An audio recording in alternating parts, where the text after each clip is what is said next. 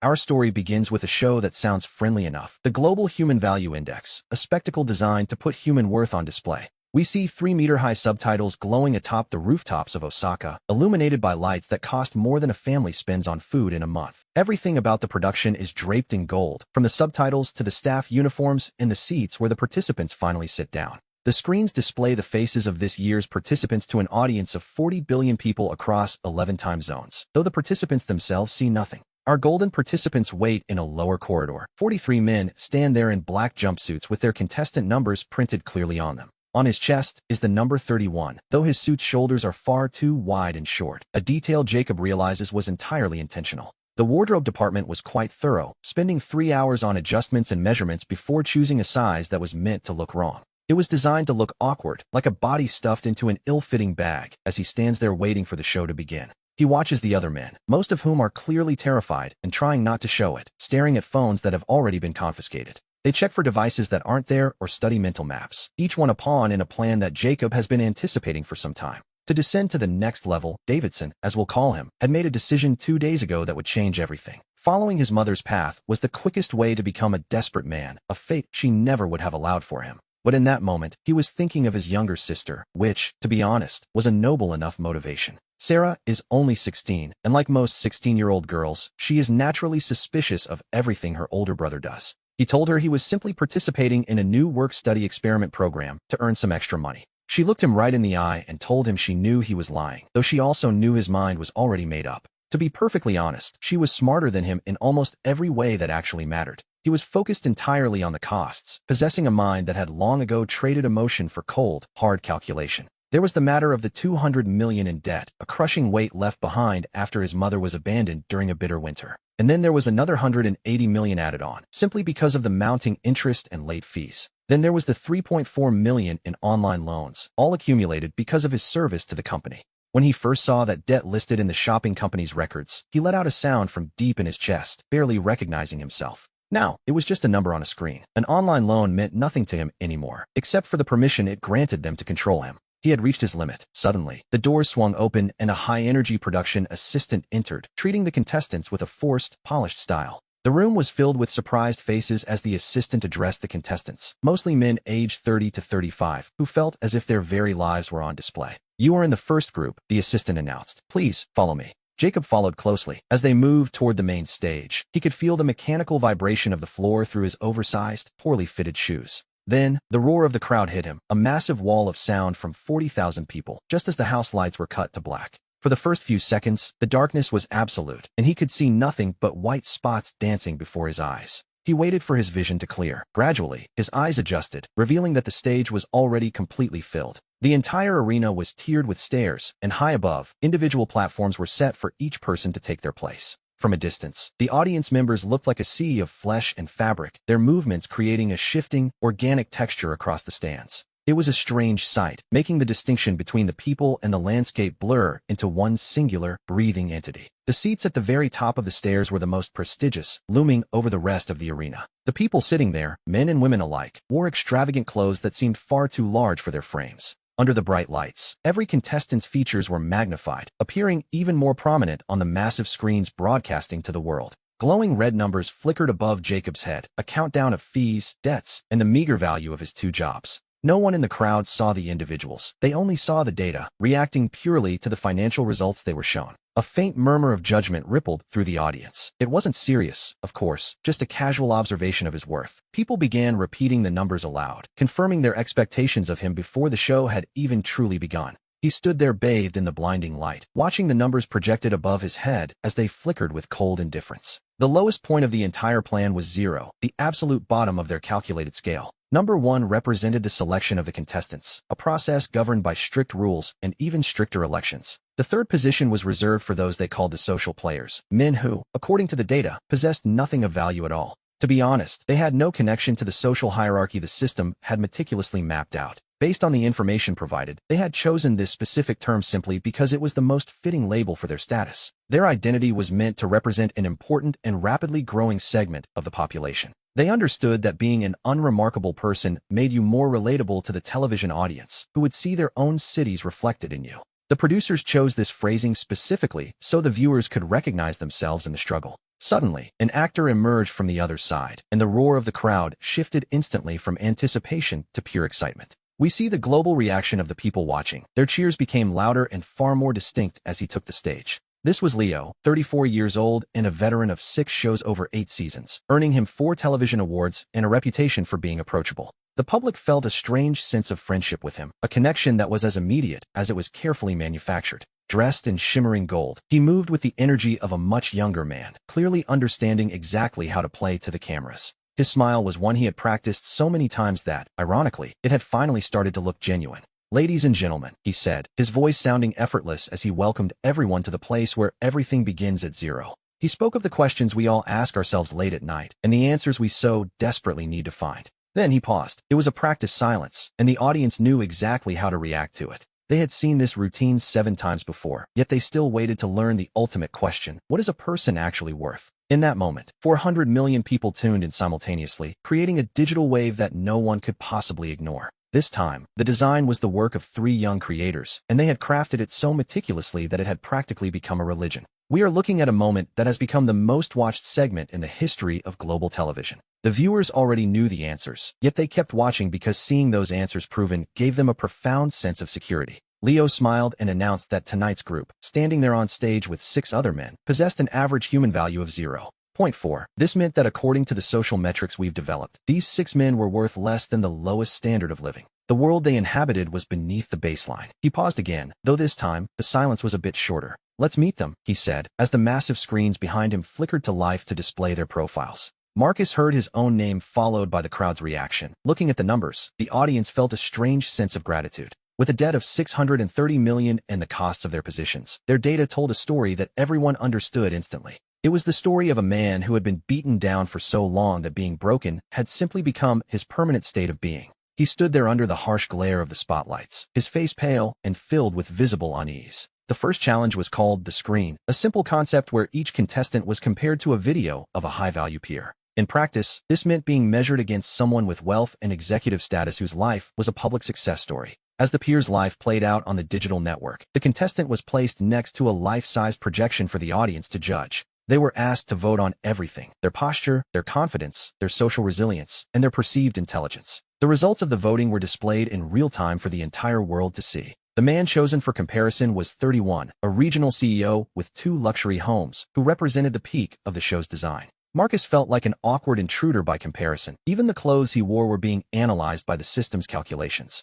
The data on the screen estimated that his opponent's monthly spending alone was 4 times Marcus's entire net worth. The audience cast their votes, and then, with bated breath, they watched as the final results flickered onto the screen. In the category of social desirability metrics, his opponent achieved a perfect score of 100%. The man he was being compared to earned 94 points, setting a standard that felt nearly impossible to reach. When it came to observational knowledge, Marcus managed to scrape together a mere 11 points. But it was in the category of future potential where he hit rock bottom, receiving a score of only 3. This was the lowest score a participant had ever received in this category, a fact that Sophie pointed out with a certain cold enthusiasm. 3%, she repeated, standing right beside him to ensure the gravity of the number truly sank in. The camera followed her hand as she gestured toward him, noting that their analyst, Juno, had given him a 3% chance of a future. This meant that for every 100 people watching tonight, 97 of them looked at him and saw a man who had already failed. And yet, he didn't look away from the screens. He didn't let the weight of their collective gaze break him just yet. He looked back at us, and the audience fell into a heavy silence, the kind of silence the show producers call the void. As the contestant stood there, the cameras seemed to record his very thoughts, broadcasting his vulnerability to 40 billion people. In that moment, he saw the number 420 million flash before his eyes. He contemplated that figure for a moment, realizing it represented the staggering weight of his reality. It was the cost of his mother's medical bills, the sound of her labored breathing, and the look on her face when he told her about his internship. He remembered the cold windows of the waiting room and the rising tide of his debts, so he did the only thing he had learned to do as a boy. Coming from a family where survival meant being invisible, he made himself disappear while his face remained an unreadable mask. He remained perfectly still, maintaining a calm that felt unnatural during that moment of absolute silence in the broadcast. Just as everyone expected him to collapse, something happened in the air right in front of him, something that had never happened before. An emergency warning suddenly flickered into existence, an absolute alert linked to a specific government protocol that required no permission. It was a signal that began to generate a sequence of events that would change everything. The system calculated everything, his debts, his responsibilities, and his public presence, before settling on a value of $730. As 40 billion people watched, the screen displayed that meager amount alongside a single instruction, completely ignoring his hopes for potential. He had expected money, power, or at least some sign of a significant shift in his circumstances, but reality had other plans. Instead, he received $55 and a directive to follow, while Sophie continued to watch him and the audience waited for his reaction. The silence stretched on, and we see the floor manager at the edge of the stage making a small circular motion, signaling him to keep moving. He looked at Sophie and asked if he could see the methodology, his expression shifting ever so slightly as he questioned that 3% score. She replied that it was his future potential score, and when he asked if the other metrics were based on audience votes, she simply said no. So it wasn't a calculation, he realized. It was a feeling shared by 40 billion people who had judged him in under a minute. He paused, noting that this was interesting data, his voice now carrying a different tone than it had just moments before. 300 million people responded to his composure with a wave of laughter, the kind of laughter that suggested they found his preparation amusing. The vice president of the network stopped his natural movements as the system updated the display right before Marcus's eyes, urging him to pay attention. In the last 11 seconds, 34% of the audience joined in, raising his capital value because he was suddenly becoming more interesting. He was told not to waste this moment while standing under the golden lights of the world's most watched show, burdened by his massive debt. For the first time in a long while, he felt the crushing weight of his situation begin to shift, if only by a small margin. It was a small change, certainly, but as we know, change is where everything begins. The path ahead led to the challenge area, filled with traditional cleaning tools and the scent of old sweat, the very bottom level of this world. It was a place where he couldn't imagine 40 billion people would ever bother to watch him. He had 9 minutes left, a fact he knew because the production schedule was plastered on the wall for anyone to see, though few ever looked. To be honest, most contestants on this path are far too preoccupied to worry about the producer's timeline. They are usually much more concerned with the fact that they are facing their very last moments. Marcus noticed a candidate with an HVI of 30 million, roughly 4,000 watts, which, as we know, is well below the legal minimum wage. He watched the others on the path, each one a mirror of his own precarious situation. So many people were doing the exact same thing, maintaining a professional distance fueled by a quiet, remote dissatisfaction. Though he had wept when it all ended, he was silent now, his features set with the grim determination of a man who had made a choice. Without being noticed, he recorded the data and continued his steady march forward. Deep in the system's second layer, a secondary process was whirring, a subtle, almost imperceptible calculation running behind the main event. Things were beginning to improve at a more natural pace, though the system's logic continued to refine itself further and further. The impression it left was one of cold, calculated efficiency. We see the digital interface flickering as it processes the new reality. Every word on the screen seemed to carry the weight of his future. It was a heavy burden to carry, to be sure. The data continued to stream across the display in a relentless rhythm. Marcus kept his eyes fixed on the path ahead, ignoring the flashing prompts. In this world, attention is the only currency that truly matters. And at this moment, the entire world was starting to pay attention to him. The numbers shifted again, reflecting the audience's growing curiosity. It was a strange sort of fame, born from desperation. But for Marcus, it was the only lifeline he had left. He took a deep breath, preparing for whatever the next level would bring. And so, with the eyes of billions upon him, he stepped into the unknown. The digital interface continued to flicker before him. The screen displayed a new set of instructions. Marcus focused on the shifting characters. Every symbol felt like a piece of a larger puzzle. The data stream was relentless, to say the least. He watched as the final lines of the prompt stabilized. He decided to show his gratitude, not just with empty words, but with a sincerity that was undeniably real. Because truth was the only thing he had left, and the system had no defense against something so genuine. The original plan was designed to handle anger, emotional breakdowns, and desperate struggles. True sincerity, however, didn't follow that predictable pattern at all. The moment she heard his voice, she let out a soft, involuntary sound. It was a sharp intake of breath, barely audible over the hum of the machines. She listened intently, her composure beginning to slip for the first time. That single sound told us more than 1,000 words ever could. She couldn't help but react to the raw honesty in his tone. She gasped in surprise. It was a reaction she hadn't planned for, and certainly didn't expect. As she listened to him speak, she felt a sudden shift in the atmosphere, and she finally let out a startled cry that echoed through the quiet room. As she listened, a small, involuntary sound escaped her lips. It was a soft gasp, barely more than a whisper in the quiet room. We see her composure begin to waver, just a little more than before. Again, that same sharp intake of breath filled the heavy silence. It seemed she couldn't quite believe the weight of what she was hearing. She made another sound, then another, as her emotions finally began to break through her shell. Each breath she took was heavier than the last, a clear sign of her growing internal distress. The sheer honesty of his words was clearly starting to take a visible toll on her. Marcus sat at the kitchen table, tracing the grime on the surface while watching the woman on screen speak her truth. She struggled to define what truth even meant, especially with 4 million people watching her son's every move. There was a certain dampness in his voice, reminiscent of rain on the thin roof he'd lived under since his father left. He paused, and the audience fell into a heavy silence as he confessed his fear that the burden was simply too much. He didn't quite know how to put it into words, but despite the worry, he had always been happy for him. As the screen cut away, Julian, our host, let the silence stretch out for exactly the right amount of dramatic effect. Then Julian spoke softly, telling Marcus that his mother didn't understand his choices and invited him to help her see. Marcus thought back to the blisters on his hands and the meager savings he had once scraped together in desperation. He remembered the car dealership contract and sitting with an ex-tech worker, simply because it was his only real option. Julian was clearly expecting a more dramatic revelation, but Marcus offered him nothing but the plain, cold facts. He looked at her, realizing that her assumptions about his life were far from the reality he had actually lived. If things were truly that difficult, one might wonder why he hadn't just walked away a long time ago. And so, the plan was set. He would have the officer take it, and then, perhaps, let him take it back to the school. At the school he had chosen, he would have them take it to a superior level, decorating the knowledge phase for the inspectors who would eventually return. He would provide the replacements himself, standing there in the light, ensuring that even the most subtle details were properly installed. Across 7 different countries, people began opening new windows on their drone feeds to watch the unfolding scene.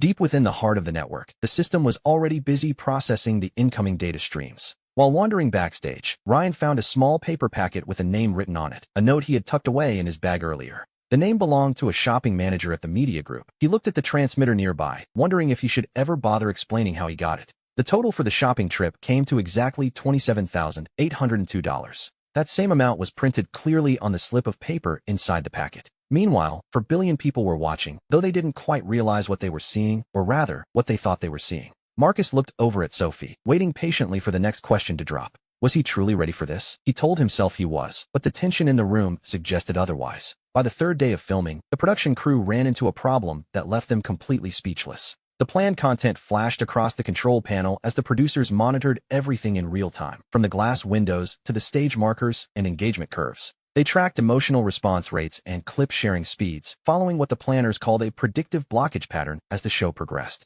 Within 8 days, the system had become so predictive that it could pinpoint a shift within 4 minutes of accuracy. It knew exactly when a contestant was about to reach their absolute emotional breaking point. The algorithm factored in sleep deprivation, food adjustments, public outrage, family dynamics, financial stress, and 17 other random variables. Their accuracy rate over the last 3 seasons had been a staggering 94%. Actually, it was 94.7%, and yet, contestant 31 simply refused to fit the mold. The BPM system had already predicted the exact breaking point for our contestant, Julian, based on his family history data. When that yielded no results, the planners shifted the model to tomorrow's forecast, focusing on the financial reconstruction phase. The contestants were expected to reveal their total lifetime earnings and explain to the audience exactly how they planned to pay. Julian's projected lifetime earnings, under normal circumstances, were estimated to reach a staggering $3.1 billion. This figure, according to the designers, would trigger a crisis of confidence in 91% of the contestants. After just 11 seconds, Julian asked in a steady voice if this model actually had a reliable prediction rate or a known flaw. He wanted to know if the prediction rate was capable of adapting to sudden changes. The data producer opened the BPM control panel and discovered an error message stating the prediction rate was insufficient for a forecast. The character's behavior simply didn't fit the definitions programmed into the model. The producer took a screenshot and sent it to the designer with a note. We have a situation and a measly 31% prediction rate. Julian had no idea, of course, that he was currently the center of such a complex technical crisis. Meanwhile, the system continued to provide constant updates on the precision of the broadcast. The 3-day status update showed the transmission impressions reaching a new peak. 7 trillion viewers were engaged, while clip sharing reached 2.4 million. The engagement methods hit 3 million, with the top choice sitting at 1.8 million. The data defined a risk of 890,000, with 41% of viewers in 14 countries feeling confused. Another 29% understood the situation, 19% felt passion, and 11% focused on the funding. The liquid asset stood at 7,802 against a massive burden of 3,400,000. The name of the lead official, James, flashed across the screen alongside the latest transmission impressions. Total contact time for today was estimated at 2 to 4 hours during the scheduled free time. New data arrives, showing that the participants' free time is fast approaching, and we are about to see them up close. We meet Amy, a 26-year-old host from the Amy Capital Group, who is currently stationed at the VIP observation platform. As we watch her videos, it becomes clear that her personal content is far more revealing than the official broadcast center. Twice during her breaks, she used her personal device to record private videos of the unfolding events. These videos suggest a serious, perhaps even strained, relationship involving her father. This could lead to a genuine discussion, or perhaps it reveals two entirely different sides of the story. The recommended course of action for now is to avoid contacting her directly. To be honest, that is probably for the best. We let her watch. Whoever replayed that video twice has already made a firm decision on what comes next. While waiting for a discovery, she signs her cards and rechecks the morning production certificates, casually asking an assistant if she can watch the feed. Her assistant, a young man named Joey, had been recording for 12 days. He handed the files over without a second thought. After all, no contestant had ever made such a request before. The weekend program, titled The Word Demonstration, was about to begin. The contestants were assigned professional projects based on their past careers to be compared against a seasoned expert. The expert in question was a man who specialized in handling the most difficult inquiries. The host, however, seemed to underestimate the complexity of the situation entirely. She pushed him to take on the professional role himself, giving him the space to operate. Despite the background of the failed plan, the Nova system remained the absolute pride of the broadcast team. If the cooking segment fails, the entire design is lost, though, strangely enough, this was the expected outcome of the design. The transmission data indicated some physical strain and damage, but the show continued regardless. The system's data allowed for the transfer of materials from point A to point B as quickly as possible, ignoring standard protocols. He realized the standards were at their peak, reflecting on the professionals he had met during the previous stage of the journey. The lead designer, a man named Kevin, granted him a full-screen display of the project leader's credentials and the historical data of the competition.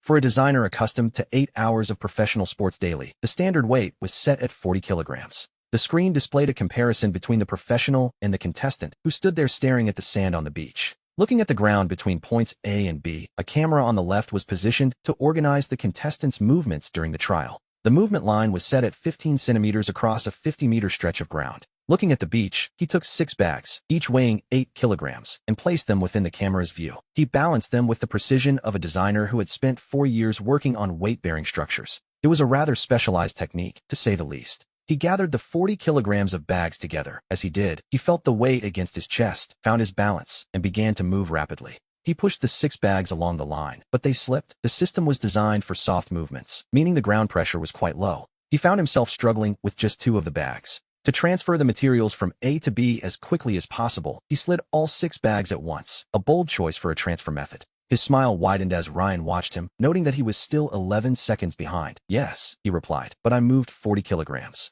Moving 50 kilograms usually consumes about 40% of one's energy during actual labor. Riding a motorcycle every day would certainly be easier, as his energy levels gradually began to dip during the session. It was, by all accounts, a very demanding experience. Ben decided to move forward, abandoning the DIY approach as he realized he couldn't simply coast through the task. She laughed at the situation and made sure to record these files for later review. The break lasted 2 hours. While the design was human-centric, it was actually a calculated recovery period to keep the contestants from worrying too much. Before the midday segment, the tension had made for poor television, but it soon transformed into a genuine surprise for the audience. Our story continues as Henry took advantage of the first 40 minutes of free time, sitting by the door near where Marcus was resting. Over the past 2 days, Marcus had been doing exactly what one might expect of him. He was meticulously analyzing the data. He didn't have any actual tools to work with, so he relied entirely on his memory and whatever scraps of paper he could find, even using the edges of production schedules. He noted down every detail, from the procurement manager's name to the specific food items served during the 3 breakfast shifts. Within those 2 days, he had drafted a detailed breakdown of the show's entry logistics, the company's debt ratio, and even the projected budget for the broadcast transmission.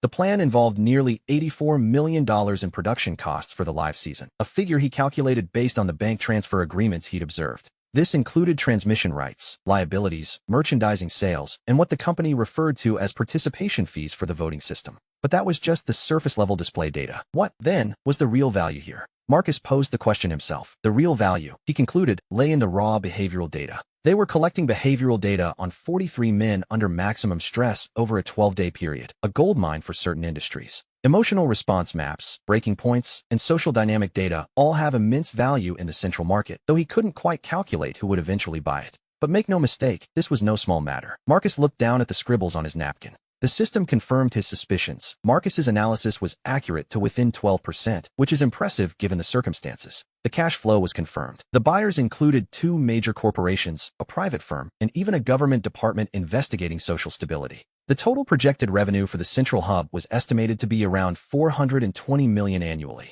This information was now verified. It was no longer just a theory, but a cold, hard reality. And yet, he hadn't used any of this information yet. He had spent 2 full days just thinking about it, as Marcus pointed out. He claimed he simply had nothing better to do, speaking with the defensive tone of a man who was actually quite grateful for the distraction. It was then mentioned that he used to work in data analysis, which explained his peculiar hobby. That was in the past, of course, but as Marcus noted, true talent isn't something that simply disappears with time. And so, we see how it all began. Marcus looked at him, his mind already spinning with possibilities. He did this often, extending his observations and constantly adjusting his perspective as new data came in. Henry began to understand that this was simply how Marcus processed information, always calculating behind those eyes. Marcus then mentioned the procurement manager, his voice steady and focused. Henry asked for clarification, wanting to ensure that the sequence of events was indeed consistent. It was the main page of the KBC Media Group, specifically the Series 417. He was the man responsible for all the contracts involving external suppliers. To handle the music production, he suggested that Henry shouldn't use his own name during this period.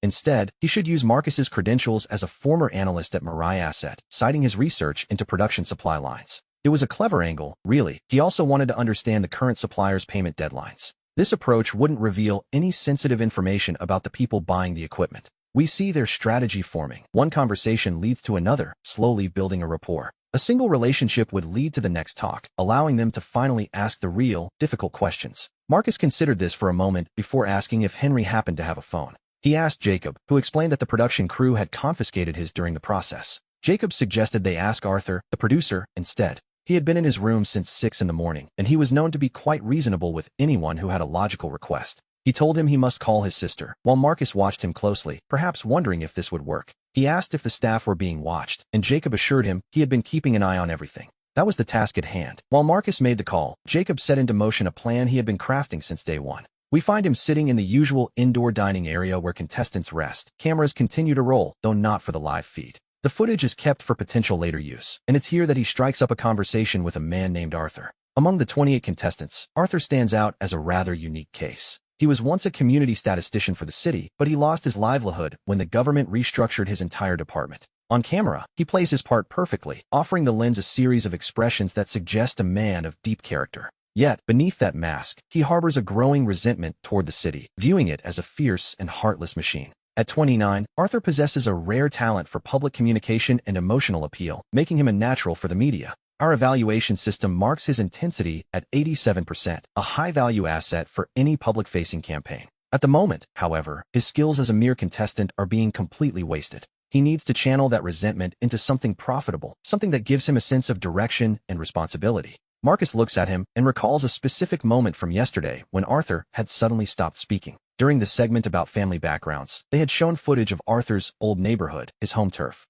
Marcus points out that Arthur had hesitated in that moment, and Arthur pauses, clearly caught off guard. How did you know I had stopped? It was because his spine reacted the way a spine does when a sentence begins, and the resentment in Marcus's eyes only grew wider. Instead of focusing on the silence, he focused on the interrogation itself, which, to be perfectly honest, was exactly the right way to handle it. Arthur admits that the area shown in the program has a 34% unemployment rate, noting the desperate men on the streets. He points out that the show's own data claims a 60% success rate for contestants from that region. This specific data point is crucial, as that area was the hardest hit by the business restructuring policies of 2031. This implies the program didn't just find random contestants, Arthur notes with a touch of irony. It means the show specifically selected people from places created by political failure, and Arthur knows that all too well. Poverty cannot be manufactured, Arthur notes. The planners simply find ways to exploit it. Marcus isn't just watching him. He is analyzing Arthur's public image with clinical precision. He possesses a history, a palpable anger, and a natural presence in front of the camera.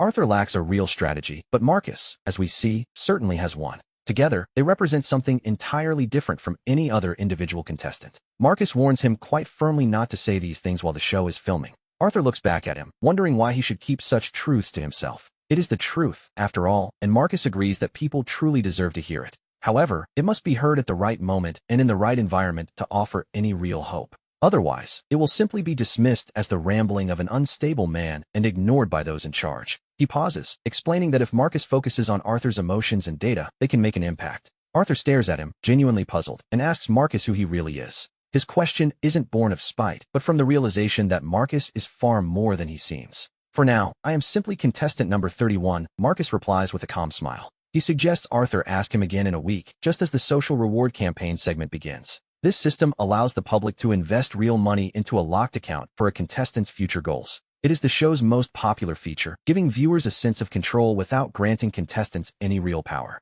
Under the bright studio lights, Marcus continues to explain the mechanics of their next move. Meanwhile, our system processes the secondary data, showing the average investment for a contestant is quite low. The current prediction for Marcus, however, is already climbing towards 620,000. We see the viral attention calculator at work, dictating a display of endurance, gratitude, and emotional vulnerability. These instructions are carefully designed to build momentum without causing a premature burnout. This calculated restraint slows the immediate cash flow, but it also prevents a dangerous overexpansion. Picture the scene. Marcus remains perfectly still, observing the investors as his value begins to climb. The numbers flicker across the screen, 2,400,000, 580,000. Marcus watches the currency display, knowing the audience has finally noticed his unique potential, and who could blame them? He asks Arthur if he truly feels that people are investing in his actual future. By noon, he is on the phone with the manager's office, discussing complex purchasing methods for various currencies. With 20,000 in value still unspent, he speaks with a tone of quiet, professional respect. He tells himself he must get the wording right. This isn't about a simple display of raw emotion.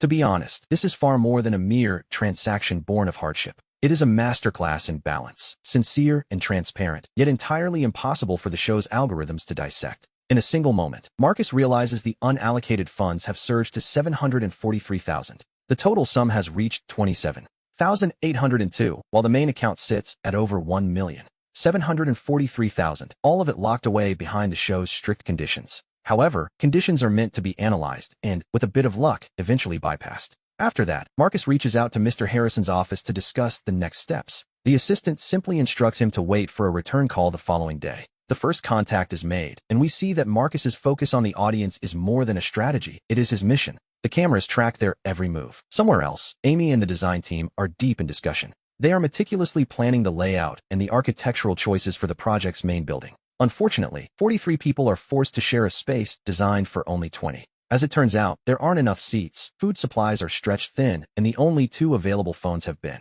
returned to the organizers, placed for strategic reasons in a distant street far beyond the rest area. Every single one of these limitations is a deliberate design choice. Scarcity creates a hierarchy where some always hold the advantage, some eat first, and others are left waiting in the cold. This hierarchy creates drama, and drama, as we know, creates the audience data the show craves. Marcus had been mapping out this hierarchy chart since the very first day. By the 4th day, things are unfolding exactly as he predicted, with 3 men exerting their influence from the top. The social dynamics of the 43 men are being reshaped, turning the value of others into mere content for criticism. This is the part the designers find most valuable, as it requires no external pressure to maintain. The men do it to themselves. Marcus watches the audience data on the overhead screens, ignoring his own budget for a moment. Their individual budgets vary wildly, ranging from nearly zero to significant sums. It doesn't matter who spent what. What matters is who is commanding the most attention and why. The system reveals that these social dynamics, loyalty, expectation, and panic, are all reflected in the spending patterns.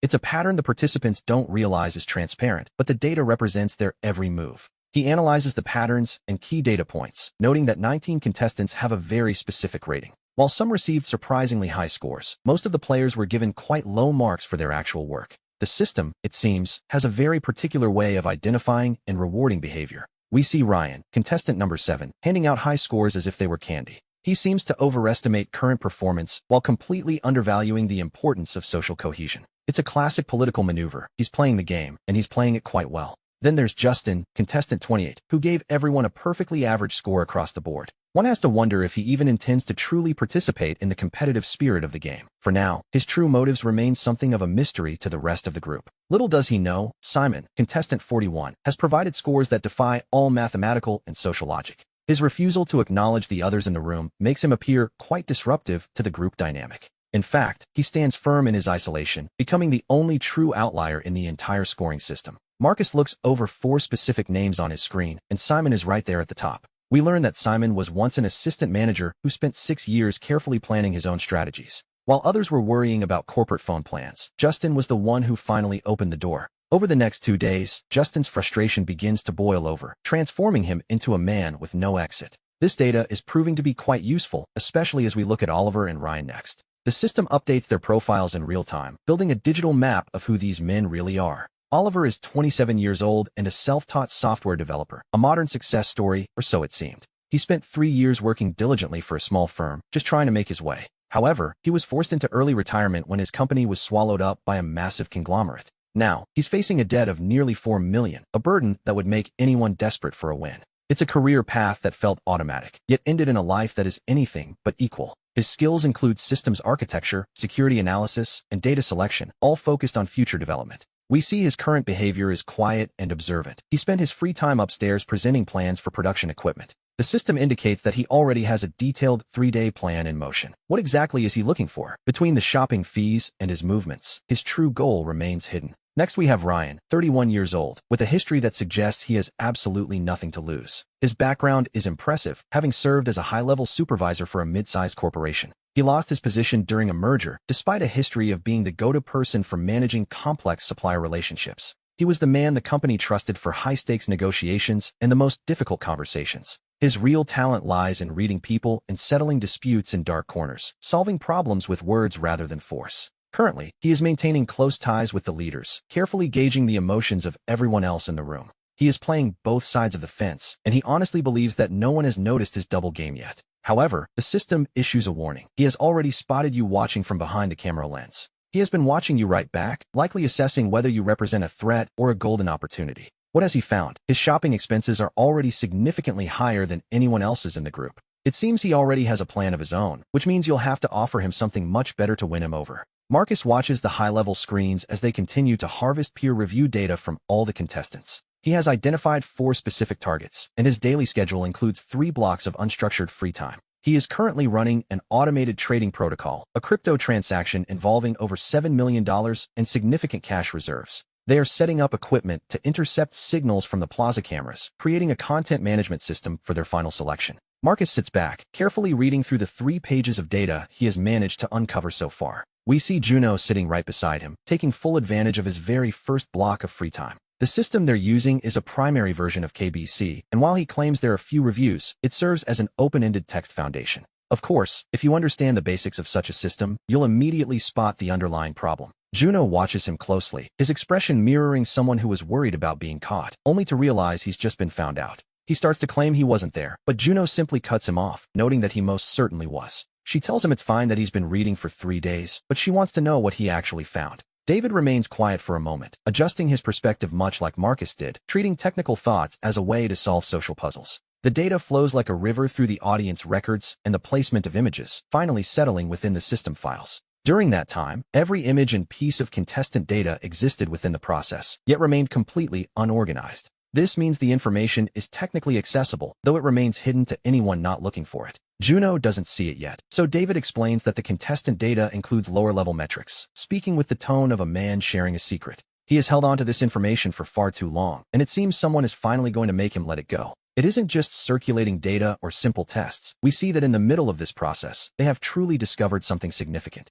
We're talking about work histories, expense reports, family connections, and even the psychological data from the interviews. Juno mentions the interviews, noting that the team seemed quite confident during the sessions. David clarifies that those interviews were recorded, and they've already moved forward with the resulting actions. He points out that the system updates are continuous, which is where things get truly interesting. They have already finished the task, recording all 5 pieces of information that the director had previously mentioned. Juno asks the obvious question, is it actually possible to get through all of that data? David simply stares at the wall, waiting for Juno to return to the instructions at hand. He explains that with the right equipment and 40 minutes of access, he could bypass the unmonitored production station. Juno points out that the production station is located right inside the engineering room. The engineering room is empty between 11 p.m. and 6 a.m., as that's when the night crew is busy with preparations. We see that they are currently in the management area of the engineering room, rather than the workshop itself. David looks at her, clearly impressed. How exactly did she know that? Juno simply smiles and mentions the producer. Yes, of course, the producer knows everything. She had chatted with her for quite a while. The producer was exhausted, feeling like a mere building block in a massive construction. If you treat someone like a real person, she explains, they tend to open up because they finally feel comfortable. David nods in agreement. He tells her that he's going to need a specific piece of equipment to proceed. They have everything handled, and Juno assures him that she is well aware of the situation. That brings them to the next problem, and she tells him to leave that part to her. A little later, she finds Ryan at his usual spot during the lunch hour. Ryan is sitting 3 spots away, talking to a high-ranking man, the top-tier 12th contestant. In fact, this man has been positioned as the public face of the entire public sector project. To be honest, he was the most influential person she had encountered so far. This kind of intense discussion is the sort people have when they're trying to maintain a relationship despite a lack of total trust. Juno steps out and heads toward the outdoor area, carrying not just food, but a tray with a hot water basin. After they finish their meal, she takes the now empty basin and heads toward the locked door of Catherine's pavilion. She has calculated everything perfectly. Ryan's high-level discussion will likely last about 90 seconds, as these men are always brief. They maintain connections through these short exchanges rather than long meetings, and Ryan has timed his moment perfectly to ensure cooperation.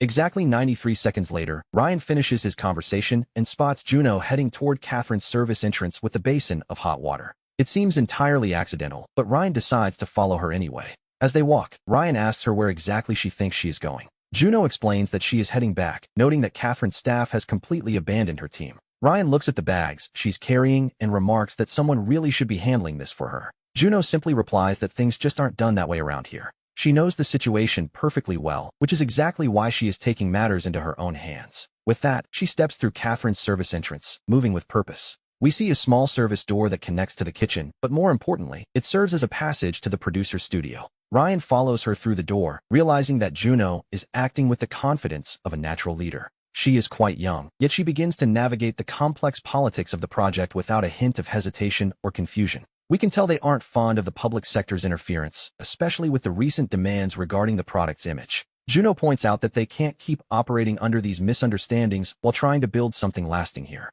Ryan watches her intently for a long moment, like a man who has spent years navigating the darker corners of the business world. He is a man who has learned to evaluate people instantly, yet he finds that Juno's true motivations are surprisingly difficult to pin down. Finally, Ryan asks what she needs, realizing that helping her directly is the most efficient way to get what he wants. It is the question of a man who has already decided to help, understanding that efficiency is simply a form of self-respect. Juno mentions needing a phone call or perhaps access to specific data, while Ryan remains thoughtfully silent as a crew member passes by. The crew member is a young boy who has already worked on 3 low-level shoots this season. He sets down his personal phone, feeling a bit out of place, wondering how he can ever earn the respect of the seasoned writers and staff. At the moment, the young boy is still officially assigned as a member of Ryan's team. We have to wonder if there has been some exhaustion or a breakdown in the coalition during the recent filming. During the process, Marcus confirmed that Sophie had definitely set a meeting for tomorrow night at 11 p.m. Sophie mentioned that being caught in the middle of the team wasn't an option, as she preferred analysis over simple temptation. She explained that she needed someone who knew how to make a problem vanish through conversation rather than force, watching Ryan intently for a long moment. Then, Ryan did something she hadn't expected at all. He laughed, a comfortable smile from a man who had spent years managing dangerous people. He felt a strange sense of respect for someone finally trying to manage him, and Sophie simply noted that she knew exactly how good he was. Sophie remarked that their time should be used for access rather than just proving ability, as they had already moved past the lunch hour. He let his words hang in the air at just the right second. His continued silence was the longest we've seen from him. Across 3 seasons of history, Mike maintained his perspective while keeping a close eye on the production control board. For the second time in 4 days, the data showed that the error messages weren't enough to predict the shifting parameters of his behavior. The producer released a new set of footage specifically for the team, which was then passed along to the host for review. On April 27th, Arthur received the footage, read through the notes twice, and then called his daughter, who was still at the VIP observation deck. Looking at the platform, he mentioned Subject 31, noting he had seen the scene where the person in red was positioned. She replied that she was thinking about it, her mind focused on a specific detail. She was lost in thought, but the moment was fleeting. He told her he had been watching for 3 days, and she firmly replied that she wasn't wrong before Arthur finally hung up the phone. He sat at his desk for a moment before calling the council's security chief to request a more aggressive investigation into Subject 31. It wasn't out of worry, but because in 30 years of business, he had learned that his observations were always worth noting. He decided they were useful, mostly because his instincts about how things worked usually made perfect sense. At 11 p.m., we find the equipment room filled with power supplies and washing machine boxes, though it's smaller than what Jake had calculated from the doorway. There are perhaps 4 to 6 meters of space, packed with gear racks, power systems, and indicator lights that simply refuse to be turned off. The sound technician's phone is currently sitting on the second desk to the left, as Marcus mentioned, surrounded by a coil of XLR cables. It's sitting at a rather awkward angle, and to make matters worse, all 5 people are currently inside the room. This was the one part of the plan that Jake hadn't calculated at all. He had accounted for 4 people, and since Simon hadn't questioned Justin, we're left wondering if this was a miscalculation or a deliberate choice. He decided on the second person the moment he saw that Justin was ready to go. Inside the room, he uses a small fan to distort the air, a practical skill he picked up years ago for working in cramped, professional spaces. In such a specialized environment, he has very few resources to work with, and Jake's phone has only 40 seconds left. Using an online downloader, he speaks not in a whisper, but in a low frequency that won't carry beyond the small room. He notes that he needs 12 minutes to locate the data packets and secure exactly what they are looking for. Jake tells him he only has 10 minutes, but the reply is firm. It will take 12. He then asks Charlie if he can keep watch at the door to see if anyone is approaching. Charlie positions himself between the inner and outer layers of the doorway, where he can easily catch the sound of approaching footsteps. He claims that no matter who shows up, he can distract them with small talk for at least 3 minutes. Jake is less optimistic, suggesting that 90 seconds is the absolute most they can expect for any one person. 10 minutes, Jake repeats to David, setting the deadline once and for all. David makes a small, nervous twitch with his nose, a habit he has when the pressure starts to mount. It's a subtle tell, but in a room this quiet, every small movement feels magnified. He remains stationed at the outer door, keeping watch as the cloud-based program runs through its 25-minute cycle. We see that 17 minutes have passed since the last cloud-based program began its run. The time window is tight, 8 minutes under normal conditions, or 12 if they're willing to risk everything. David's productivity is exactly as expected, and we watch as the data packet recognition continues to progress. Charlie remains stable at his post, while Jake keeps everything under firm control. Meanwhile, Simon is busy adjusting the wire reversals, a delicate task, to be sure. Jake watches Simon intently, his eyes never leaving the other man for a second. "What are you doing?" he whispers, but Simon doesn't even look up from his work. Inside the equipment box near the door, they find the hardware data they've been searching for. Simon is mentally comparing the equipment specs with the company's official procurement records. It turns out some of this gear was acquired through a KBC Media Group subsidiary known as David Production Holdings. Jake examines the labels on the equipment plates, repeating the name David Production Holdings under his breath. "David Refreshments," Simon adds, finally looking up with a knowing expression. It's the same organization, just operating in a completely different industry, which is a bit suspicious, isn't it? We learn that both entities are listed as primary suppliers for the KBC Media Group. At this moment, Jake senses that something fundamental about the building's layout has shifted. These two seemingly separate organizations are, in fact, tethered to the exact same parent entity. Even the automated sales contracts for the vending machines are managed by this very same group. This implies that the purchasing manager and the supplier are essentially one and the same. Simon realizes there aren't two separate relationships here, but a single entity wearing two different masks. As the system update completes, the true, hidden structure of the company is finally confirmed. We see the intricate web of KBC Media Group, David Production Holdings, David Refreshments, and the catering services, all linked to 4 distinct departments, including security. The network further expands into logistics, transportation, and post-production, covering every possible angle of the operation. The total revenue generated by this project is staggering, with a quarterly budget estimated between $1 and $200 billion. An independent contact within the organization, known as Hank, is identified by the code 4417. The plan is far more complex than it appears, and we realize those sales contracts were never the ultimate goal. The contracts were merely a doorway, a way to infiltrate the organizational network itself. David finally understands the scope of it. Everyone who was inside the room has already vanished. As he receives the data on the participants, David stares intently at his phone screen, processing the information. There are 43 files in total. Beyond the participant data, there are several internal communications that catch his eye. He asks Hugo if the process can be made more complex, seeking to bury their tracks even deeper. It is already done. Hugo has sent a timestamp pointer through the cloud-based system. He looks at Hugo, explaining that he needs a permanent location from which he can broadcast the data. Hugo suggests sending it to 3 separate locations to ensure its safety. Zach will provide one phone link, while Tyler will provide another for the transfer. Hugo offers the final link himself, then pauses for a moment to let the weight of the plan sink in. The data won't be stored in a single location. Instead, it will be split across 3 different points. This way, a single action won't allow the information to be deleted, a clever bit of insurance, really. David looks at him, realizing that Hugo had thought of this long before they even stepped inside.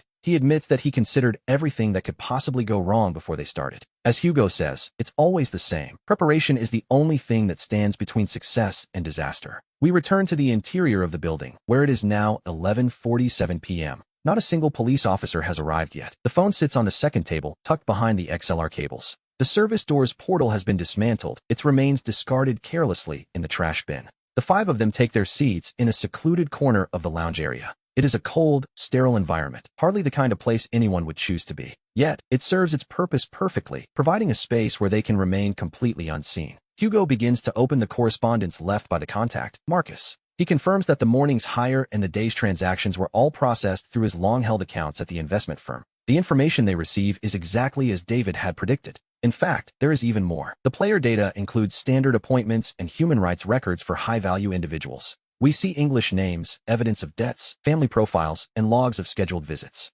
However, the election data, the true core of the plan, reveals a scheme that the voters themselves knew nothing about. This is what they call a heterogeneity analysis, a rather clinical name for something so invasive. This analysis is an automated calculation, a digital psychological mentor designed to map the human mind. Each voter's leanings were tested over 14 days of recordings, ranked on a scale of 1 to 10 according to the protocol. It is a relentless cycle of selection and heterogeneity analysis, repeated over and over to refine the results. The process continues, analyzing every possible variation in the data set. This analysis is well known across 5 major provinces, though the public remains blissfully unaware. In those regions, 3% of the population is under heavy surveillance. As Simon notes, the data was processed through the Great Bear system. They are targeting people in those specific areas at 20 times the normal speed of a standard operation. In those specific regions, the policies of the United Industries have become incredibly concentrated. As a result, the demonstrations by many of the participants are far more widespread in these areas.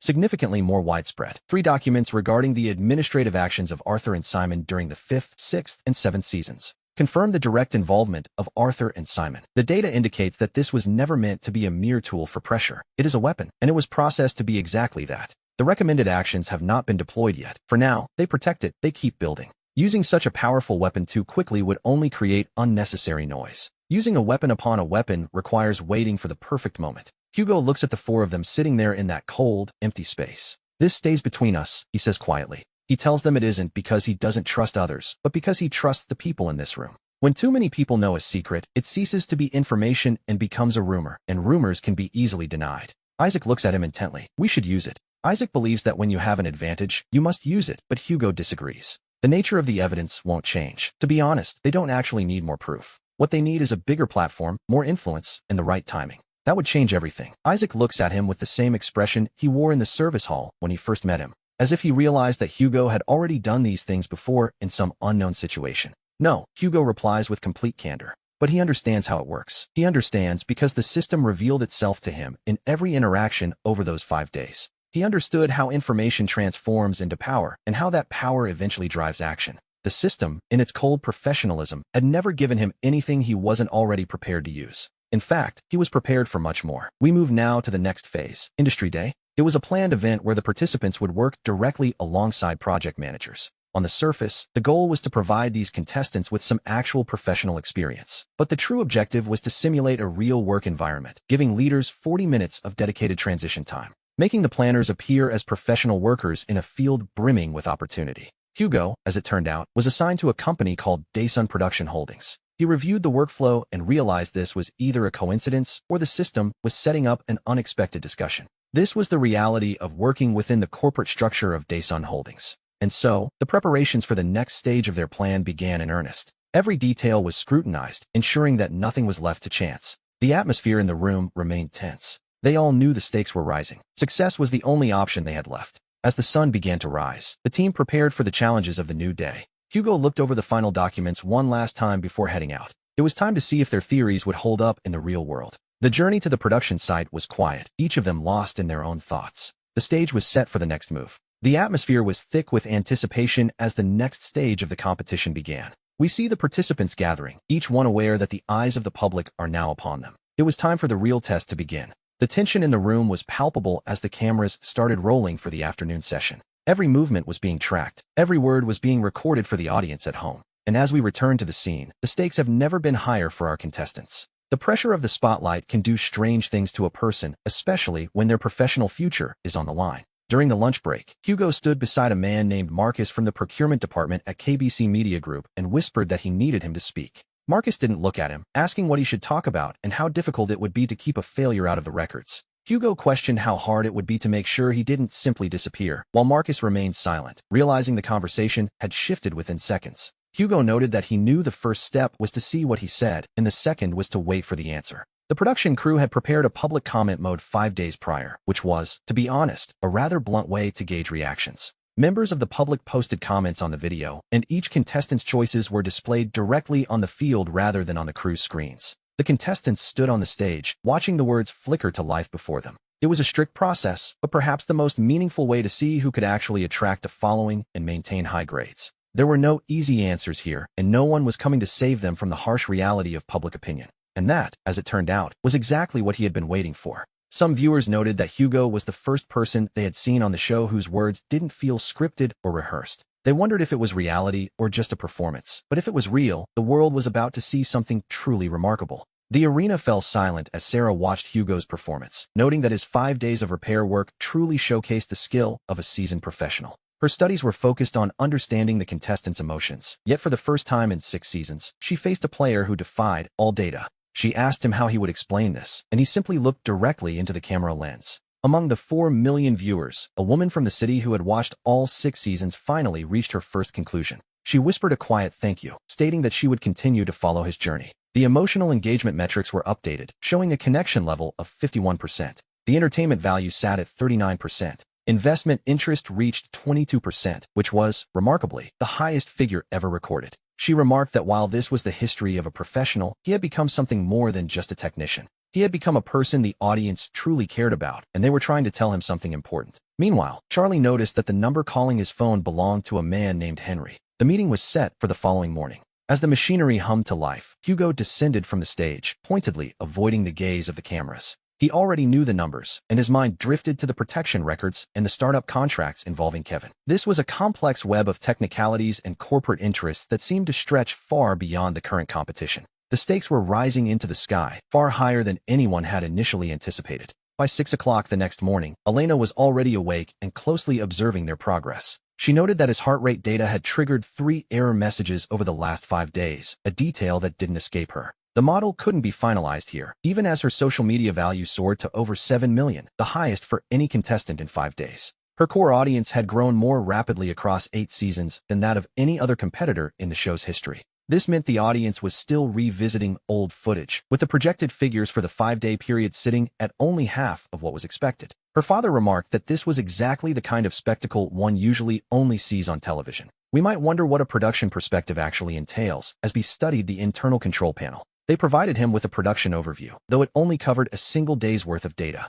Arthur had filed a report, or rather, recorded an article, though curiously, he didn't write a full message, choosing instead to use only 3 specific words. Just 3 words, repeated over and over, as if the brevity itself held some hidden meaning. His father insisted that Arthur wasn't the type to submit a report consisting of only 3 words. No, he countered, he wasn't writing messages at all. Then, another voice joined in, this one much more lingering and deliberate. He explained that his father was looking for specific retaliation data, or perhaps, more accurately, information regarding a visit. A genuine message of revenge, it seemed, which led him to recruit a man named Sam. Sam was a private investigator for the Shadow Syndicate, a veteran researcher who had maintained his technical connections for over 11 years. First on the list, his integration into the team was finally complete. Second, we see a success rate of a mere 0.3%, which is hardly encouraging, to be honest. Third, he was somehow held responsible for a staggering $630 million. With a sick mother and a younger sister to care for, he had no career, no connections, and absolutely no influence.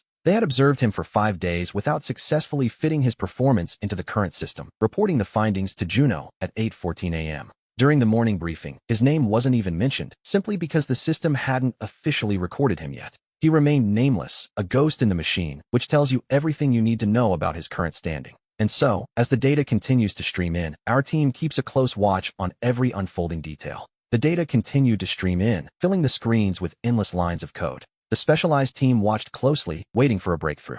Every character on the monitor seemed to hold a weight of its own. They were searching for a pattern hidden deep within the digital noise. A single word, a single phrase that could change everything. The analysts remained focused, their eyes never leaving the flickering displays. It was a tedious process, to be perfectly honest, but necessary. The information was dense, layer upon layer of encrypted text. The small group worked in silence, the tension in the room palpable. They knew that somewhere in this mess of data, the truth was waiting. It was just a matter of finding the right key to unlock it. Deep down, they felt the pressure of the ticking clock. The trail of digital breadcrumbs led them further into the labyrinth of the syndicate's network. And that, as it turned out, was exactly how things were supposed to go. The contract was set up through a liaison, Marcus explained, noting that he needed a formal organization to sign him on. We returned to 5 days ago, when he was tasked with completing the second quarter orders. Oliver shook his head, insisting that he was already well into the process. He had already spent 2 full days embedded within the investigation unit. Marcus claimed he could gain access within 72 hours, utilizing his spare time to set up the basic framework. Between system updates and a contract for water coolers, we see an 18% revenue share being funneled through a middleman. The total value of the contract sat at a cool $180 million. From that, the seasonal organization's profit was calculated at $32 million. Specifically, $32,400,000. But the profit itself wasn't the point. What truly mattered was the subscription to the organization. This organization was merely a vehicle, a front for a brand new project. It involved the design sector, specifically targeting the mid-range market. The options provided by this stern strategy gave the organization an incredible advantage, to say the least. It was a complex plan designed to be supportive and open, paving the way for further expansion. Evidence of seasonal fraud created a perfect starting point for negotiations, with a woman named Sarah serving as their internal contact. 3 to 4 weeks after the entity was confirmed, Marcus took a moment to reflect on how far he'd come since entering that building with nothing. Back then, he had no equipment or tools. Now, he had 4 allies and an 18% stake in a major sales contract. The data regarding the setup proved that a certain company had acquired goods worth $62 million, all documented in the records. These records held immense value for their specific application within the building, and 6 days later, things began to move. It was almost by accident that Marcus found Chloe during her lunch break, though, to be honest, he knew she would show up eventually. She had arrived at the location at exactly 5:17 p.m. for no apparent reason, likely at her father's request or perhaps a personal choice. Dressed in her professional attire, she walked through the common area, where a certain individual was already waiting for her. She stepped into the room, scanning the area quickly to see who had prepared all of this, only to find a tissue and a single sheet of paper. She sat down without a word, and as he looked up, she met his gaze from across the small distance. We see that the observation platform wasn't just about her rank, but her personality. She watched Marcus work for her father without needing to provide a specific target. "You saw Kevin during his industry days," she remarked, though it wasn't really a question. "Yes," he replied simply. Kevin had published an article, and she summed it up in a single sentence. Marcus had proposed 3 articles, but he insisted on asking real questions. He believed that when people are asked real questions, they usually give real answers. Chloe watched him, wondering what kind of real answer he meant. "Action," he replied, explaining how things functioned and the relationships behind them. She fell silent for a moment, processing his words. She was doing what she did best, analyzing him and the situation. She wouldn't let the silence linger, as their way of discussing safety was quite different. Chloe looked at him for a long time before saying, "You shouldn't be here." There was no misunderstanding. He spoke with a firmness that made complex facts sound simple. "In this room?" he asked. "In this program," she replied. She noted that people like him didn't just end up in programs like this. Marcus looked down at the numbers he'd written on the tissue, his expression unreadable. He was the type who could look at a room and immediately understand how it operated. Chloe knew he would never tell her father that. His posture and the tone of his voice made it clear that he was here because he wanted to be, regardless of how he'd gained entry. His analysis was sharp, and his recommended actions were becoming increasingly firm, matching the very heads-up criteria she had established. It seemed other players were trying to seize the advantage, almost like a digital land grab across various platforms. There was a narrow window of opportunity, and he knew it. It was the right move, and deep down, they both knew it. Having watched this play out over several cycles, she sat beside her collaborator and finally asked the questions that truly mattered. We see there were many more doors in this room, and the designers were eager to see who was hiding behind them. As Marcus spoke, Chloe watched him intently. In that moment, he seemed like a permanent fixture in her world. Then he stood up, straightening his clothes with a precision that was almost automatic. After all, posture is its own form of communication. "My father is going to have an impact on you," he said, his voice calm as he delivered the warning. Not yet, he thought. Her father still didn't truly understand what kind of person Marcus was. But the moment the report from Kevin arrived, he came to a complete halt. "I've already had 48 hours, Marcus noted, his voice steady and calm. Chloe watched him closely, realizing that he had already calculated every single move. Later that morning, we see him return to the workspace as if nothing had changed. "Amelia," he said softly. The sound of her name made her stop in her tracks. "Why did you come down here?" he asked, knowing it wasn't because of her father's influence. It was for her own reasons. For a long moment, she refused to turn around and face him. When she finally did, her expression was something he'd never seen. Not analytical or controlled, but something raw and vulnerable. "Because I've been watching this program for 6 years, he explained simply. "And you're the first player I've seen who looks at the world exactly the way I do." He left, and the system updated immediately. Amelia saw the probability of a connection increase by 67%. The probability of being caught, however, sat at a much lower 21%. He noted that they had both seen through each other now, leaving the chance of a mutual understanding at 12%. Now, 12% might seem small, but in this world, it is far from insignificant. But that 67% was the real metric. It was a calculated judgment of the risk involved. The timeline for the CIN report was tightening, with only 42 hours remaining. Speed was essential. At 6:30, Angie called the vice president of planning to initiate the next phase. Without offering an explanation, she stated that Player 31's trajectory was deviating from the brand, and she demanded a new design project by tomorrow. She wanted the issue resolved by tomorrow morning, steered back in a more predictable direction. The vice president, having worked with Angie for 6 seasons, understood exactly what this meant. It was time to tear it all down. The organization worked through the night to design a brand new segment from scratch. It was called The Family Visit, an unannounced live broadcast from a player's home where a crew would suddenly appear at their doorstep. They would film every detail of the player's private life, a tactic that, until now, had never actually been used. In 8 seasons of the show, this would be the very first time a crew was sent directly into a contestant's family home. The schedule was set. The visiting team was expected to arrive by 7 p.m. the following day. His mother would be there. His younger sister would be there as well. Every room and every personal detail would be packaged into a special segment and broadcast to an audience of 40 billion people. By 11 p.m., the production team officially released the detailed plan for the visit. At 11:43 p.m., Marcus managed to gain access to the central computer system handling the visit's logistics. By 11:51 p.m., the data stream he was monitoring confirmed the full scope of the upcoming intrusion. At 11:54 p.m., Ryan woke up and read the details of the scheduled visit for himself. He stared at his mother's face on the screen, seeing her through the lens of the show's documentation. Looking at her, he realized the comedy of the situation. He understood the game they were playing with his life now. In the vastness of the universe, he felt a cold clarity settle in his heart as he processed his next move. After the public announcements and the massive fallout of the recent resignations, he felt his own past catching up to him. He knew he had to take the initiative, but using family as a pressure point was a dangerous game of reverse selection. The risk to his family was high. Monitored calls could lead to arrests, which was exactly what Angie's plan intended. However, the legal risk was non-existent, as Clause 14b of the contestant contract allowed for such broadcasts. The final option was to turn the visit into his own event, transforming their content into his own leverage as he visited the selection. The goal of this visit was to capture their vulnerability as a test of their failure, but captured failure is quite different from prepared failure. The difference lies entirely in control. If your family is prepared, if they know exactly what to do and how to act. The video becomes a scripted performance, and the producers would lose interest. He needed to contact them before 7 a.m. Fortunately, a staff member named Charlie worked the graveyard shift until 4 a.m. and possessed a private phone for personal use. To Charlie, Ryan was a real person, not just data on a screen. At midnight, with 4 hours left, Ryan made his move. Charlie was stationed at the logistics center managing supplies, working in a studio that was nearly empty due to staff rotations. In that quiet space, she opened her eyes as he entered Catherine's office. She looked exhausted, but then again, she always looked exhausted. She was the type to handle the hardest tasks for the lowest pay, and Ryan had recognized that and befriended her from day one. He told her he needed to make a call, explaining it was an urgent matter regarding his sister and their upcoming plans. We see the production team looking sharp and ready, yet they weren't nearly serious enough for the storm Ryan was brewing. The news of the broadcast was spreading, and the stakes for their small family were about to change forever. Everything was now hanging in the balance. In their tiny apartment, shared with a sick mother and an absent brother, sleep was a luxury that didn't come easily. When the phone finally rang, Ryan's voice sounded hauntingly different over the line. He spoke with the kind of heavy tone one uses when delivering news that could change a life at any moment. Listen closely, he told her. I only have 3 minutes to explain everything. Tomorrow morning, the people from the television show are going to call our home. At 7 o'clock sharp, they are going to arrive because they want to film every corner of our rooms.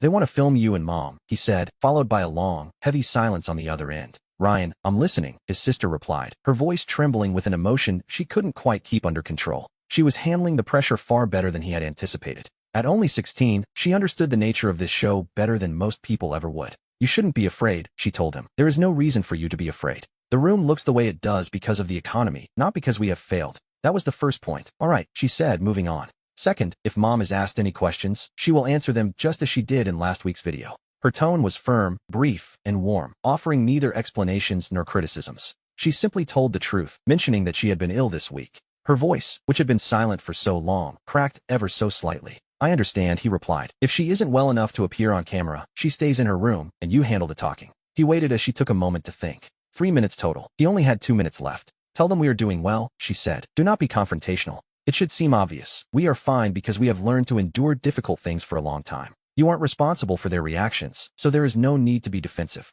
You know exactly who you are, and I know who I am, she added. There was something particularly moving about the controlled voice of this 16-year-old girl. She spoke like a woman who had always kept things running smoothly, even when the world asked too much of her. You are the smartest person in any room you walk into, she told him. And that includes their room. Then, silence. She suggested something even better, a card left on the kitchen table containing all the necessary contact information. It should be placed somewhere visible, she noted, not hidden, yet not drawing unnecessary attention to itself. A simple display, really. It should look like just another part of the household inventory. We have seen this play out so many times before, and we realize these objects have lost their special meaning. No, it isn't about the meaning, Marcus whispered, his voice barely audible as he considered her plan. I understand, he said. We will simply let them see it for themselves. The 3 minutes were up, but she stopped him before he could end the call. Yes, I'm here. How are you? He glanced toward the kitchen, his mind racing with the new strategy. He looked away from Alex, seeking a moment of privacy to focus on the voice on the line. His eyes fell on the battery packs on the floor. I'm working, he said, keeping his tone steady.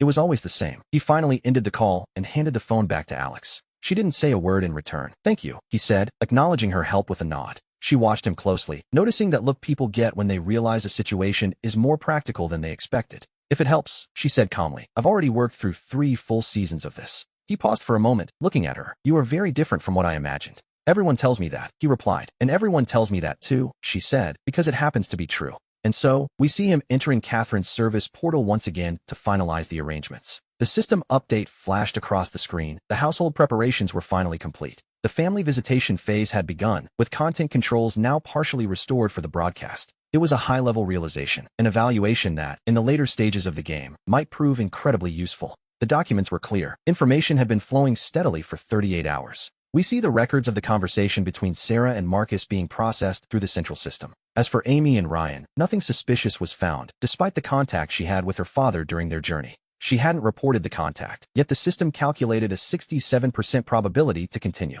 She returned to the rest area, eventually lying down in a cold, quiet corner. It had been a long time since she truly slept, and when she did, she dreamt of being someone who could achieve anything. Within those 40 hours, she had lost all sense of control over the remaining time. Outside the upper floors of the building, the producers were busy recalibrating the equipment for the next phase. The visitors had arrived at the house, where the staff and camera crews were receiving their final instructions. In the studio, Eric stared at the scrolling text, realizing that until now, he only knew what the reports allowed him to know. A man, a father, a young daughter, and a younger sister, all tied to a staggering figure.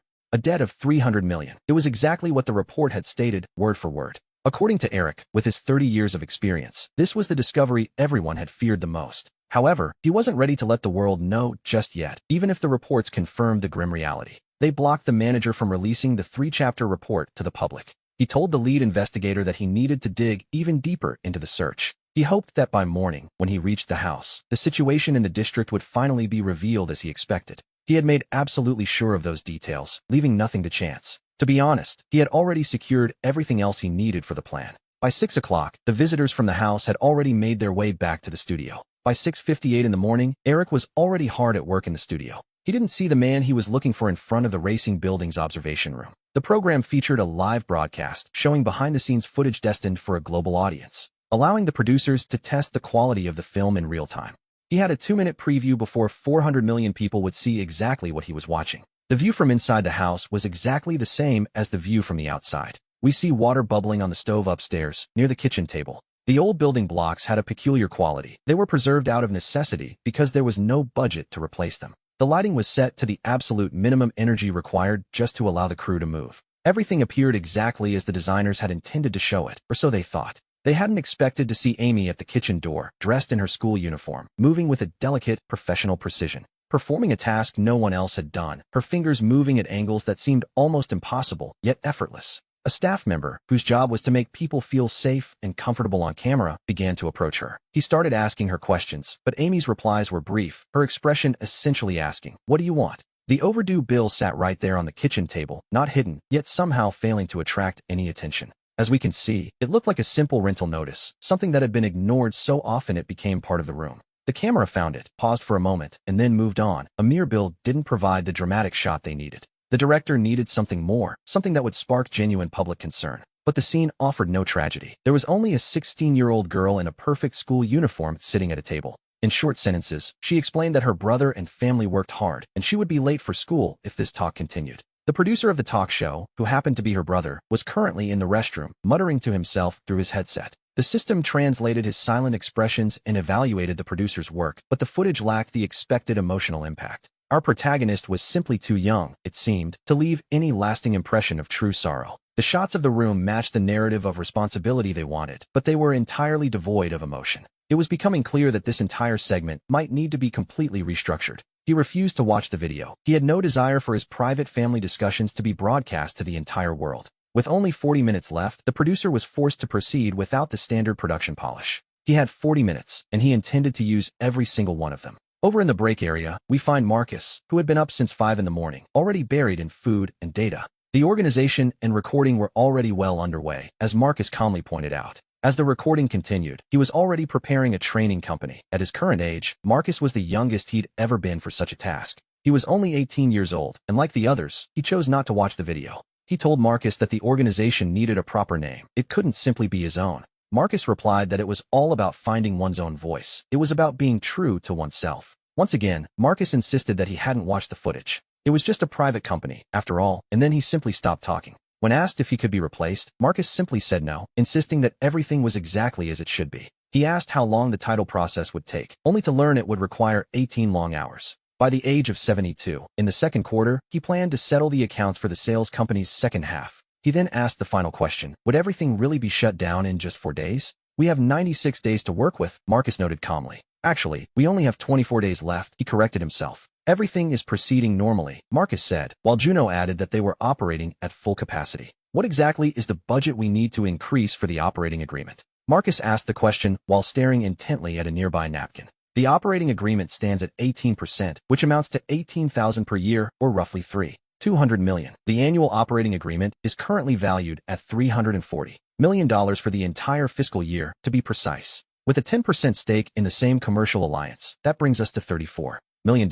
Those are the final figures, Marcus concluded with a nod. The problem is, we don't have the legal evidence to back this up yet, Marcus admitted. We do have Kevin's reports, along with the insurance information and the medical records. But for a commercial dispute, we need proof that will let the board know this can be taken elsewhere. Marcus spoke clearly as he looked toward the horizon, his gaze steady and focused. He was reviewing the data files, specifically the information regarding David. Then there were the election rules. Marcus mentioned that he wouldn't be publishing them after all. He had established a connection with a journalist and was now waiting to decide if the information should go public. The mere existence of that reporter and knowing they won't back down is what truly matters here. It seems he was using the threat of publication as a tactical business tool, a bold move, indeed. I am simply creating a situation where the board knows the evidence could go live on any channel, Marcus explained. Marcus explained that one cannot simply stay quiet when an independent journalist has already secured the evidence through a different route. Sam remained silent as Juno continued, noting that public officials always seem to have their own connections with the press.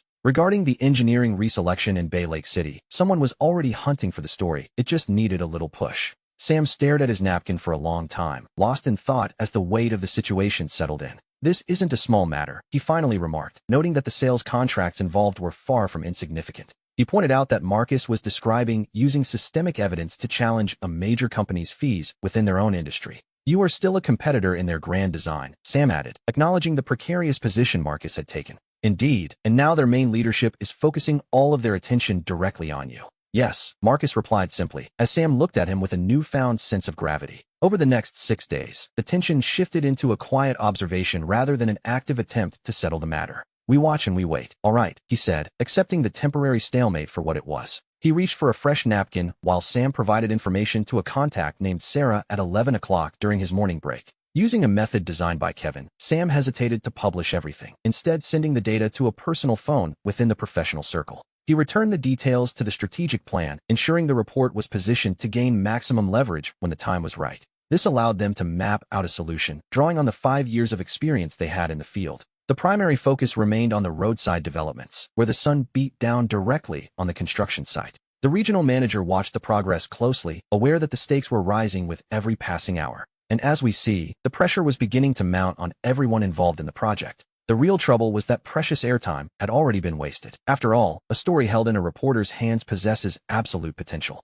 Kevin told him during the lunch rush, speaking from a controlled position where no one else could overhear their conversation. Regardless of who he was or what he had done, the clock kept ticking. At 10 o'clock that morning, the interview program was finally released. Our producer, Andrew, had included details that weren't strictly necessary, showing the cramped room, the water stains, and the debt notices scattered across the table. In the video, we see Ryan wearing a simple red jacket as he watches the interview, offering only the briefest of answers to every question. Within the first 30 seconds, the camera returns to the table, and we catch a fleeting glimpse of his mother standing in the doorway. He didn't look at her with pity, nor did he break down. He simply remained there by her side, a quiet presence in the room. After enduring such a long and difficult time, the woman stood at her door, looked into the lens, and whispered that her son was happy. She didn't just hope for his well-being. She felt a deep, lingering worry for him. She worried for his future, yet she was genuinely happy for the man he had become. The audience's reaction, however, was not what the researchers expected based on the initial user comments. The emotional metrics didn't trend toward a warm, fleeting sympathy that disappears as quickly as it arrives, but towards something far more complex. Deep down, the viewers were beginning to form an internal defense for his character. People didn't just feel pity for his struggle, they felt a growing sense of unease on his behalf. The clip of his mother in the doorway began to spread, shared rapidly by those who had been following the story closely. When the executive, Anthony, discovered this at noon, he immediately summoned the production director for an emergency meeting. The conversation was brief, and once it ended, the director reviewed the crew's schedule for the next 6 days. He moved 3 production teams around and added a new one to the roster. This new team was assigned to a special project, a format that wasn't part of their standard operating procedure. The plan had been designed early that morning. It seems he realized that his usual strategies simply wouldn't be enough for a candidate of this caliber. He mapped out an intensive 8-day schedule to capture every remaining detail. And so, the entire operation proceeded under Anthony's direct supervision right there on the scene. He hadn't appeared on the field for 8 full seasons, a long time to be away from the action. At 3:30, Marcus discovered the answer Mr. Harrison had been hiding all along. Mr. Harrison had contacted a reporter on the same channel, effectively interfering with Marcus's carefully laid plans. The plan suggested that the specific language Marcus used during the negotiations was, undeniably, correct. It represented the inefficiencies within the operations, specifically how the mobile systems were being managed by a wireless media outlet. Furthermore, it highlighted the connection between the operational processing and the broader network's performance. The assistant's assistant finally provided a response within 4 hours, which was surprisingly quick for them. His response was blunt. What kind of operational relationship are we even talking about? He's asking us what we really want, Marcus noted while reviewing the lunch meeting records. When asked if there was anything left to negotiate, he simply said no. It was exactly the same. All we needed now was a single number. He proposed a 10% maintenance contract for the team, but the answer was another firm no. This wasn't about the sales contract. Mind you, that part of the deal had already been finalized. This was about the maintenance contract, specifically regarding the personnel involved in the long-term plan. In other words, the reporter noted that the data received was incomplete, and some people were already losing interest in the discussion. Marcus paused for a moment. 10% of $34 billion is a staggering $3.4 billion for the network. For one season, the answer remained no. He knew the other side would likely attack from a lower position. He expected them to push for 5%, and once again, the answer was no. Eventually, we see them agree on 7%. This represents a total of $23.8 billion. That is $800 million per season, which they will handle during the ongoing operational processing. And then, we arrive at the fourth question. This intersecting aspect of the manufacturing process required a specific gap in the asylum's timeline. Between the communication and the support, Marcus wouldn't receive Mr. Harrison's final answer until after 5:30 in the morning. Sophie then entered the candidate's common area, which was highly unusual. In 8 seasons, this simply didn't happen. The actors never visited the common area, as they were kept in a separate wing of the production. Her voice, her face, and her professional image all had to be kept strictly apart from the candidates. She arrived without a single camera following her. She sat in the very same seat Mr. Harrison had used, adopting his perspective from the day before. He watched her, and she looked back. It wasn't a performance for the cameras, but rather a display of warmth and professionalism that had been present since day one.